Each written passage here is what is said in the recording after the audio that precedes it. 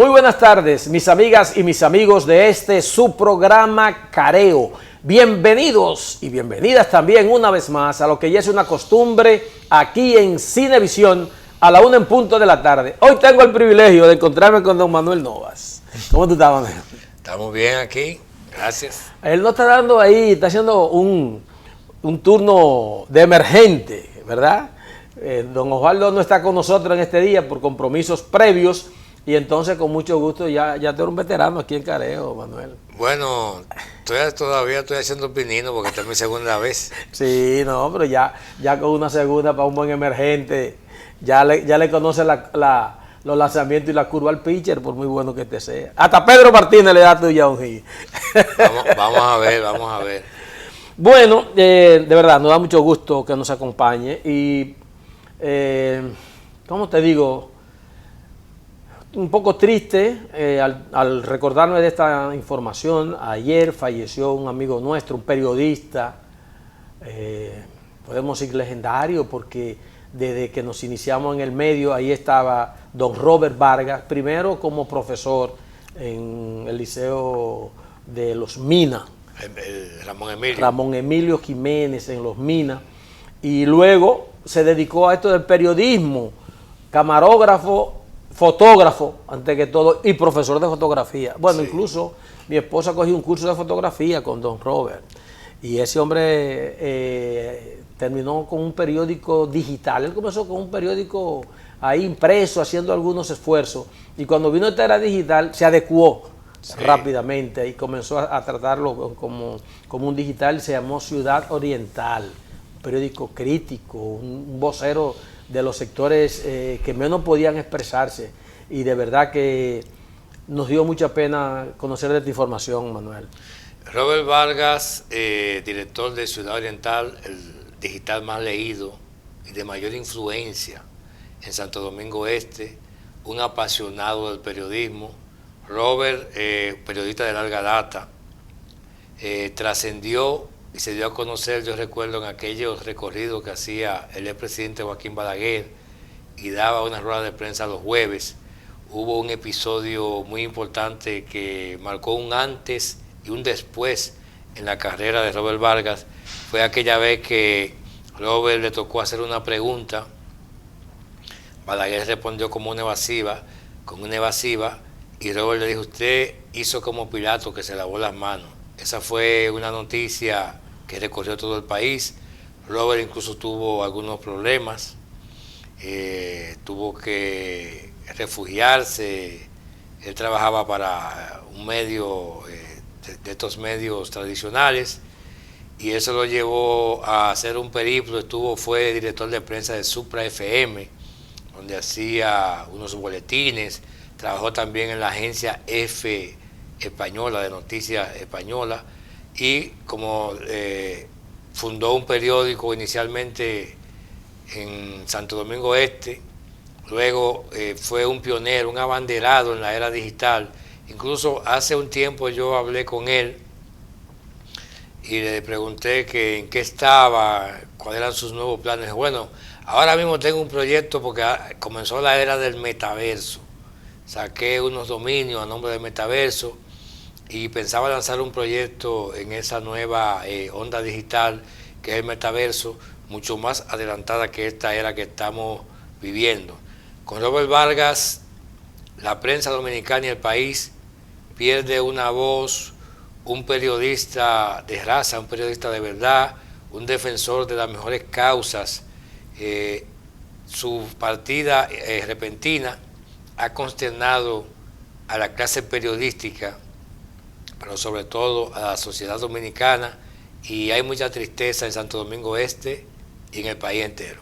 Yo quiero aprovechar y sumarme a estas palabras de Novas y expresarle mi más sentido pésame a la familia de Robert. Yo trabajé, él era un poquito por encima de mí en los años. Sí. Él tenía un ejercicio más dilatado. Es correctamente. Sí. Y un hermano, Orlando, le decíamos Ramos, Él era fotógrafo, Sí, trabajamos mucho sí, en el sí. desaparecido periódico El Siglo y en el Listín Diario. Un aliado de Robert de toda la vida. Sí. Orlando Ramos incluso creo que trabajaba en otro periódico, no sé si Acento, Clave Digital, pero siempre trabajó al lado de Robert. Robert, como profesor que era, muchos jóvenes, incluso un hijo mío, estuvo en sus cursos de fotografía, que él a nosotros, yo le decía, Robert, ¿cuánto te debo? No, tú no tienes que Así pagar era nada. Robert, O así sea, era él Robert. enseñaba, Robert era un sembrador de esperanza, un sembrador, un luchador, un periodista solidario, humilde.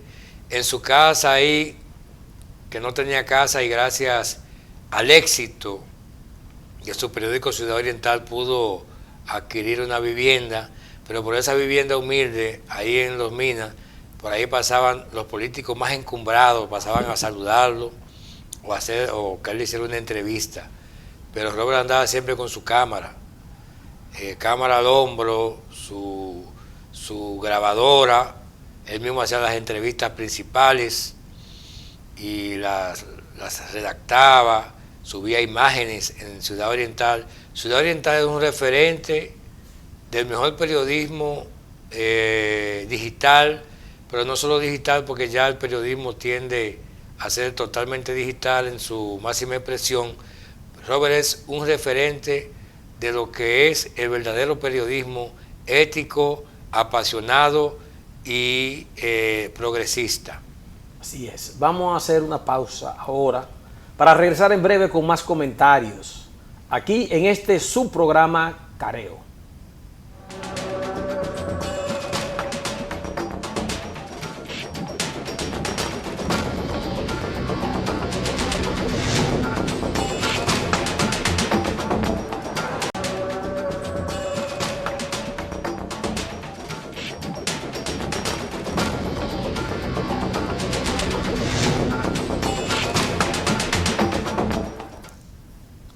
Muy bien, estamos de retorno con todos ustedes aquí en Careo. Muy contento me siento de nuevo porque estamos aquí con Manuel Nova, un compañero periodista que también tiene muchos años, no por su edad, sino por su tiempo en la carrera, y me siento de verdad bien con que él nos esté acompañando, ya vamos a decirlo, con cierta frecuencia. Ya estuve ya con Osvaldo porque yo estaba en otros compromisos y ahora ha salido Osvaldo y él está conmigo.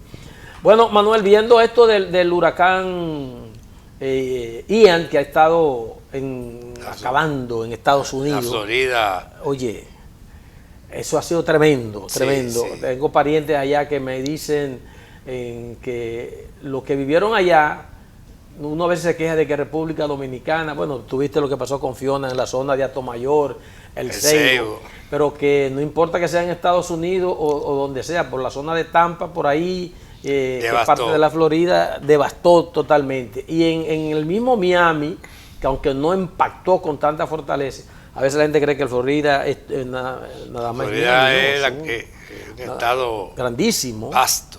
Incluso un estado que a nivel poblacional puede determinar cuándo gana o pierde un presidente. Ahí fue que perdió las elecciones. Al Gore fue. Al Gore, sí. que dice que le hicieron un fraude. Sí, bueno, miren esos efectos. Y ahí hay dominicanos, por ahí hay muchos dominicanos. Y yo incluso puedo decirte que tengo algunos parientes en esa zona de Estados Unidos y me llamaban todo el mundo asustado, como si estuvieran en una zona al lado del río Sama. Miren, por cierto, una crecida.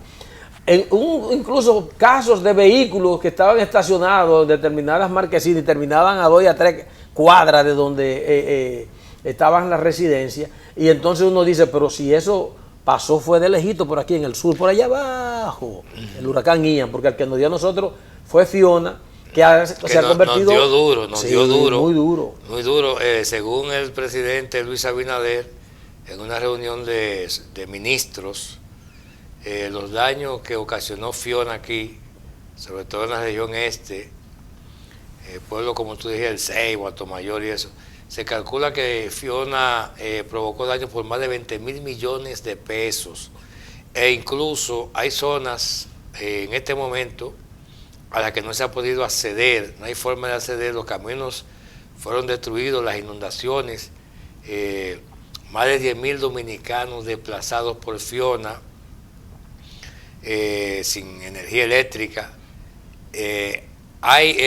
Por ejemplo, las compañías de seguros, los representantes de compañías de seguros tuvieron una reunión con la superintendente Josefa Castillo, y cuando estaban dando los datos para establecer las indemnizaciones que se podían brindar luego de hacer el cálculo, decían que que había zonas arroceras aún, que no se puede hacer nada, no se puede hacer ningún cálculo porque las aguas no han bajado, no han llegado a su nivel, y que solo cuando las aguas retornen a su nivel, entonces ellos podían cuantificar a cuánto ascienden las pérdidas. O sea que el presidente Luis Abinader, hay que también ser justos, se ha movido rápidamente con su equipo, ha visitado la zona de desastre, pero no solo lo ha visitado, sino que ha brindado ayuda, asistencia, gente que espera la asistencia social, sobre todo la gente carenciada, gente a la que Fiona dejó sin hogar, pequeños agricultores con sus cosechas arrasadas que merecen la mano amiga, como dijo el presidente. La mano amiga del gobierno ha de llegar. Ojalá que esto no se quede en una simple promesa, aunque hemos visto ya llegar ayuda, pero que se materialice totalmente. En medio de esta crisis provocada inicialmente por la pandemia, más este fenómeno natural, la gente necesita la solidaridad sin cuentos. Hay que destacar en esto, tú mencionaste algunas zonas arroceras, Novas. Yo me encontré con un señor ahí en la zona de la ciudad ganadera. Yo veo esa cara de preocupación de él y le pregunto, porque uno cuando ve personas así, como que soy yo, sin conocerlo ni siquiera.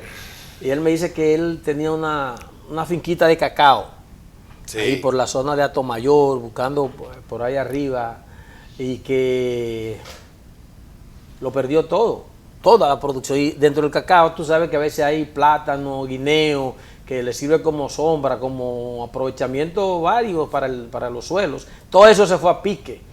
Y como tú acabas de decir, aunque están las aseguradoras que son ya para grandes empresas, para empresas que pueden tomar una póliza, ¿verdad? Que puede pagar seguro.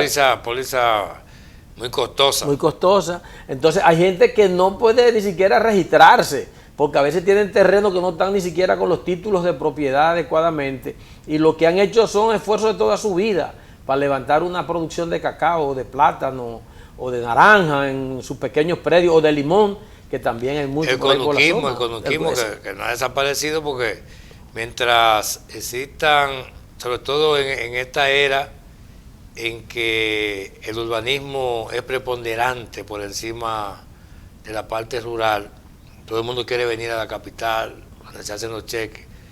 El campo, las zonas agrícolas están un tanto abandonadas, pero esos campesinos tradicionales que aún permanecen, que viven de sus predios, viven de sus conuquitos, que no tienen los conocimientos para hacerse de una garantía jurídica con papeles, la mayoría no tienen títulos, no son garantes de préstamos, de ayudas de manera formal. Hay que ir en auxilio de esa gente. En algunos medios de comunicación hemos visto que hay afectados que están prácticamente abandonados. El gobierno tiene que poner atención a eso. Y las personas que el presidente Luis Abinader designó, porque el presidente dejó encargados en los sitios de desastre, tienen que actuar con diligencia para ir en auxilio y en socorro de estas pobres gentes. Es clave eso que tú has dicho, Nova, porque no todo el mundo tiene acceso al presidente. Mucha gente que puede acercarse directamente al mandatario son gente con cierto nivel económico, nivel político o nivel social. Pero muchas de estas personas que fueron más lastimadas, sus propiedades, sus hogares, sus viviendas, no tienen el chance de decir señor presidente, porque imagínate, un presidente no va a escuchar a toda esta gente que son la mayoría, pero sí están los funcionarios que cuando vayan a hacer el levantamiento, y en eso el mismo presidente lo ha dicho, tienen que ir ahí, no tratar nadie de sacar ventaja procesar solicitudes rápidas para adquisiciones de bienes y servicios, obviando, ¿verdad?, los procedimientos establecidos por la ley, y de ahí sacar sus tajadas. No se trata de hacer de eso, de sacar beneficio de ese árbol caído que significan los pobladores de toda esa zona, Tomayor, El Ceibo, gran parte también de la provincia de la Altagracia y de la Romana, que fueron investidos por esta situación de la tormenta Fiona. Es un chance también, ¿no?, para el presidente salir bien de esto. Como tú decías al comienzo, oye, le ha tocado a Abinader mantenerse, primero entra en medio de una pandemia, segundo le toca lo de la guerra con Rusia y Ucrania. Viene ahora esto de Fiona, algunos funcionarios de su gobierno que no se han portado bien, algunos legisladores que también son objeto de investigaciones por cosas que no están bien hechas, y entonces viene esta situación que se le está presentando. Ojalá y nada más sea este fenómeno, porque todavía nos queda hasta el 30 de noviembre, sí, ¿verdad? Estamos a 1 de octubre. Tú sabes que con el problema de la crisis del cambio climático, la temporada ciclónica es ahora más extensa. Ojalá que no surja otro fenómeno. Y un dato interesante antes de irnos a la pausa, tuvimos suerte de que el principal sector de la economía dominicana, que es el turismo, no sufrió, prácticamente salió ileso, sí, de los efectos de Fiona. Apenas tuvimos un daño, un percance de que 40.000 turistas que se estimaba iban a venir ya para estos meses, que es donde comienza el inicio de la temporada alta en el sector turismo, no lo tendremos. Pero la infraestructura está intacta. Eso es una buena noticia en medio de la tragedia. Bien, tiempo de la pausa. Cuando regresemos tendremos más comentarios aquí en este subprograma Careo. Nos vemos.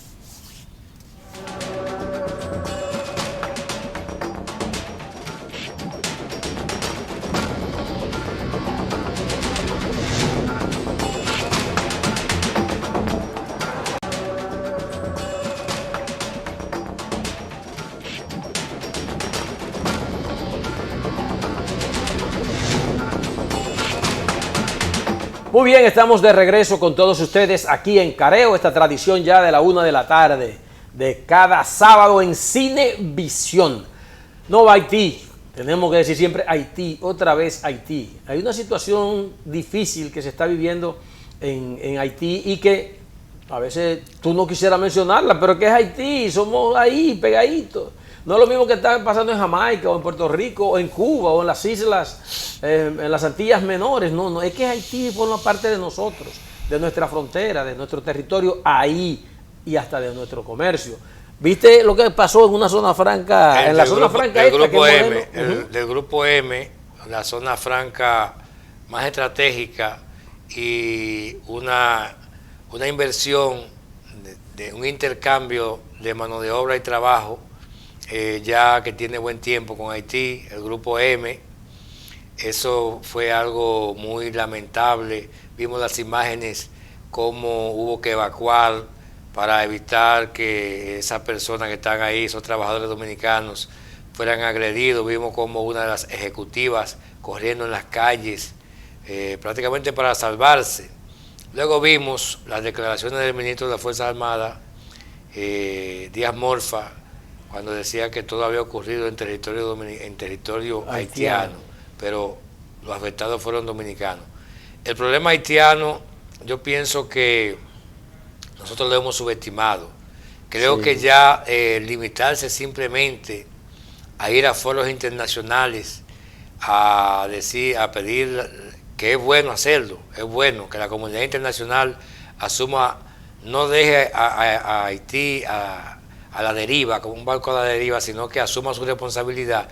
Pero nosotros debemos saber que el problema haitiano, sobre quien gravita con mayor peso y más perjudica, es al pueblo dominicano. Compartimos una misma isla. Haití es nuestro principal socio comercial, quieras o no. Estamos cerquitica. Lo que ocurre en Haití repercute aquí.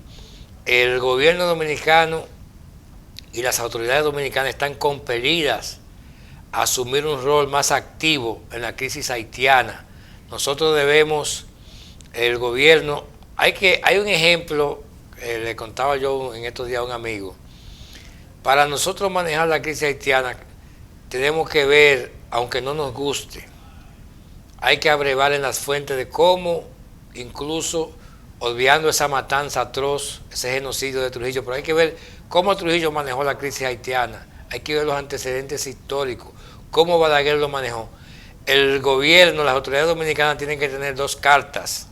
Una carta es a nivel internacional, clamando la ayuda y logrando que la comunidad internacional intervenga de manera decisiva, pero también el pueblo dominicano tiene que tener su propia estrategia en el problema haitiano.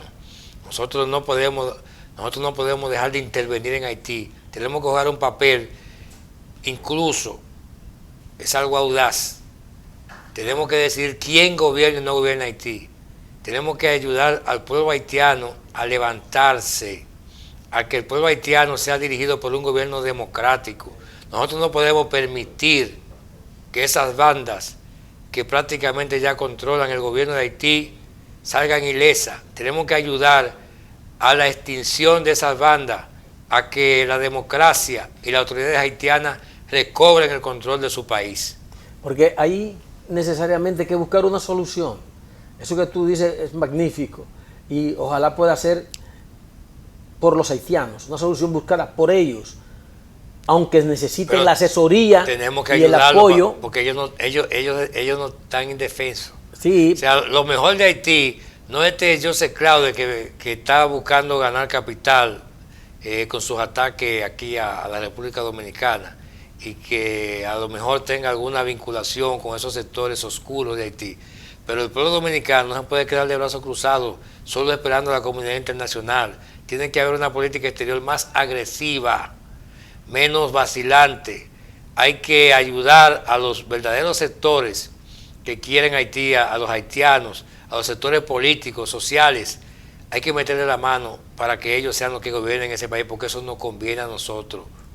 Claro, la estabilidad de Haití es una estabilidad que se va, como se puede reflejar ahora lo que está pasando allá, así se va a reflejar cuando ellos puedan lograr tener un gobierno estable. Ahora, lo extraño es, Nova, que naciones como Estados Unidos, Canadá, Francia, ¿verdad? La misma España, que de una u otra manera ha tenido siempre una cercanía con esta nación, y en sentido general, los países que integran las Naciones Unidas se han mostrado como tan fríos con esto. En naciones donde hay menos problemas, donde la situación que se da son más bien de tipo político por los esquemas de participación en las elecciones de gobierno, si son democráticos, si son dictatoriales, si hicieron un fraude o no en determinado sistema de votación, cómo esos países están pendientes totalmente. El mismo caso de Venezuela, el mismo caso de Nicaragua, por ejemplo, que Estados Unidos hasta ha hecho proclamas para tratar, o lo que pasó en Bolivia, cuando aquel prácticamente golpe de Estado contra Evo Morales, como toda la sociedad mundial, las organizaciones que dirigen los organismos internacionales se metieron de lleno en esa situación, y con Haití lo que están haciendo es simplemente retirar su personal de las embajadas, de los consulados, y no queriéndose involucrar en la solución del problema. Lo que pasa es una cosa, y hay que admitirlo, hay un hartazgo de la comunidad internacional con Haití. Todas esas ayudas, ¿cuántos miles de millones de dólares se han destinado para ayudar a Haití y han desaparecido? Sabemos que el problema de la corrupción en Haití es un problema histórico, es un problema grave. Y los dominicanos, que tenemos que resguardar nuestra frontera, cuidar nuestro territorio, evitar la destrucción. Mira lo que está pasando con el guaconejo y esos arbustos preciosos, cómo los haitianos están depredando por la falta de educación, la falta de urbanidad. Nosotros tenemos que vernos en ese espejo y tomar las medidas para resguardarnos. No debemos ya confiar en la comunidad internacional enteramente. Tenemos que accionar e intervenir de manera indirecta, ayudando a lo mejor a lo que queda de lo mejor en Haití, para que la estabilidad, la gobernabilidad y la democracia puedan retornar a ese país. Recordemos esa reunión que tuvo el presidente Luis Abinader ahí en Elías Piña, con el malogrado presidente Moïse, que quería de alguna manera ayudar a su país, y mira lo que ocurrió, un crimen que todavía no se sabe, y a lo mejor nunca se sepa quiénes fueron los que lo provocaron, pero es como hemos dicho, tenemos que tener un papel más activo, no podemos hacer de España boba aquí, tenemos que intervenir más directamente de manera indirecta en el problema haitiano. Tiempo de la pausa, regresamos y hay más comentarios aquí en su programa Careo.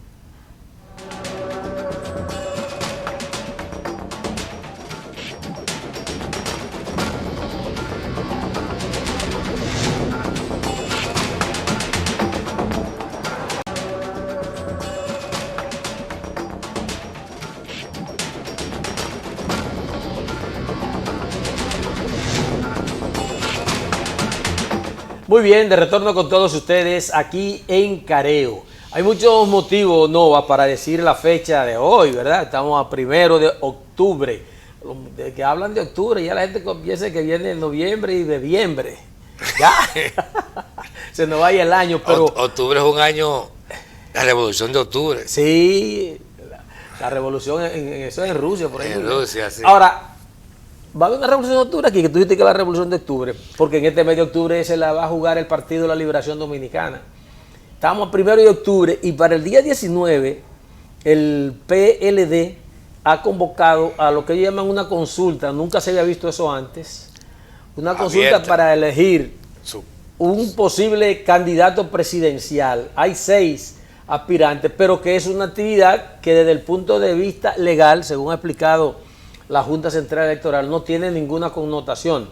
Lo que ellos están haciendo, y fue lo que anunciaron en su momento, es que como no tienen candidato conocido, fíjate que con la división del Partido de la Liberación Dominicana, la salida de ese espectro político del doctor Leonel Fernández, la salida porque no podía aspirar más a la presidencia del expresidente de la República, Danilo Medina, la derrota sufrida por su candidato presidencial más reciente, Gonzalo Castillo, y a la vez el anuncio de don Gonzalo de que no lo metan más en política, que él no va a volver a eso, se han quedado como sin una figura presidencial que pueda disputarle el poder a Luis Abinader, que está en reelección, y a Leonel Fernández, que no tiene candidato tampoco que aspire dentro de su partido a disputar ni siquiera una candidatura.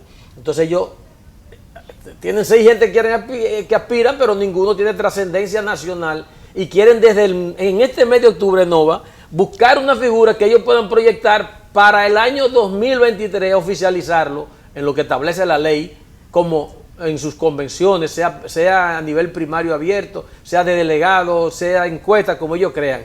De eso se trata y hay una pelota caliente ahí. Bueno, hay 4 precandidatos, 4 aspirantes conocidos dentro del Partido Morado, para el partido de oposición ahora. Yo cuento 6 ahí, ¿no? Ah, sí, hay 6. Hay 6, sí. Usted está quedando con los más sonados. Con los más sonados.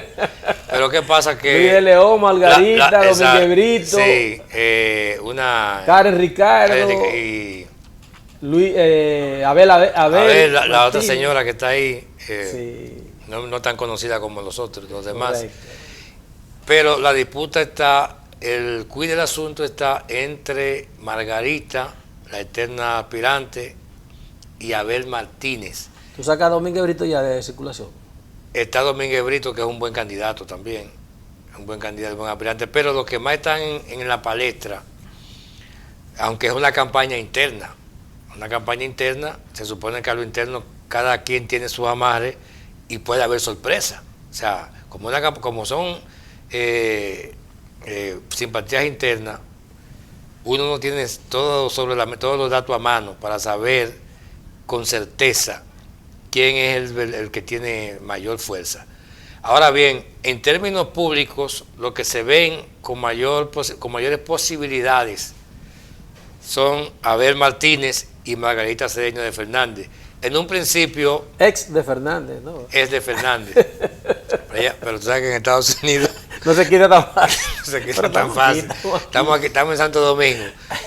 Al principio, Margarita se veía con toda la de ganar, en mi opinión. Primero, porque se entiende que Margarita tiene el apoyo táctico del expresidente Danilo Medina, que uno sabe que es un hombre que controla aún los hilos del PLD, es un hombre, es un político, un estratega de la política.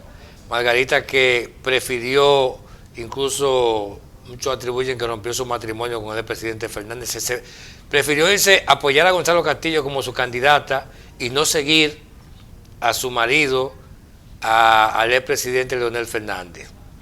Entonces todo el mundo dice, bueno, si Margarita tiene el apoyo de Danilo, que es el que controla los hilos del PLD, a pesar de los problemas en que están involucrados sus familiares cercanos, ya algunos, ¿verdad? Alessi está suelto de manera provisional, le cambiaron la medida de coerción, pero de repente en el escenario Abel Martínez ha ido ganando terreno, ha sorprendido.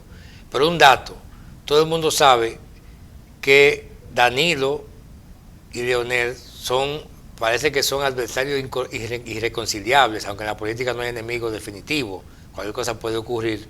Entonces decía, bueno, Margarita, que sirve los intereses de Danilo o está alineada con Danilo, va a ser la candidata porque él la va a apoyar. Abel no, Abel se le ve que es un político que trabaja incluso para sí, pero que puede ser, si hay una segunda vuelta y él es el candidato del PLD, podría haber un acercamiento con la fuerza del pueblo.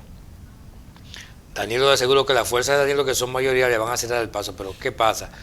Lo que se ve listo en los últimos días es que las aspiraciones de Margarita, las posibilidades de Margarita se están desinflando un poco y Abel Martínez está llevando la delantera, incluso ese caso que ella fue de que por accidente a una reunión del grupo Abel.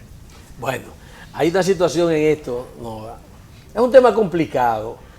Fíjate que Margarita, ya tú dijiste sus vínculos anteriores con el expresidente Leonel Fernández, pero está Abel, que políticamente ha tenido vínculos muy fuertes también con Leonel Fernández. Incluso en el 2020, Abel era un abanderado de Leonel en esas elecciones primarias, hasta el punto que llegó a proclamar que aquí no hay miedo, yo voy a... Y apoyó a Fernández por encima.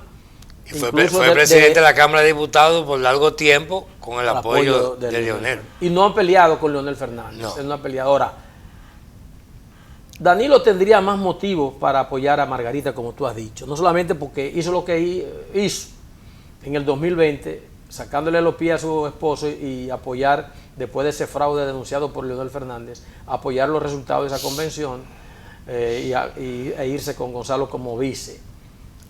Yo creo que el mismo Gonzalo Castillo también le debe ese gran favor a ella, Nova, y el presidente y todo el comité político como estructura, ¿no?, del PLD, pero se ha dividido el comité político. Abel ha logrado abrirse algunas brechas dentro del comité político y dentro del comité central, a pesar de su cercanía anterior con Leonel Fernández, aunque todo el mundo era cercano a Leonel Fernández cuando él era presidente de la República. No, eso también hay que decirlo. Es verdad, al poder. Ahora, ¿qué va a hacer Danilo? Tú has dicho que él es un gran estratega. Él falló en su estrategia imponiendo a Gonzalo Castillo. Fíjate que él falló. Yo creo que, porque todos sabemos que él impuso a Gonzalo, no creo que realmente Danilo pensaba que Gonzalo podía ganar las elecciones, pero sabemos que su adversario principal, y todo indica que Danilo quería a Leonel fuera del PLD y por eso impuso a Gonzalo. Y el instrumento más fácil de manejar para Danilo en ese momento, quizás su ministro de Obras Públicas, que era Gonzalo, su delfín, era la persona idónea para él hacer lo que hizo. Y yo creo que la persona idónea ahora para Danilo poder dirigir es Margarita, no Abel, porque Abel es un hombre duro, es una persona con principios muy fuertes que no se va a dejar narigonear de Danilo. No. Es una situación bien difícil para ese partido, pero vamos a la pausa. Regresamos en breve con más en Careo.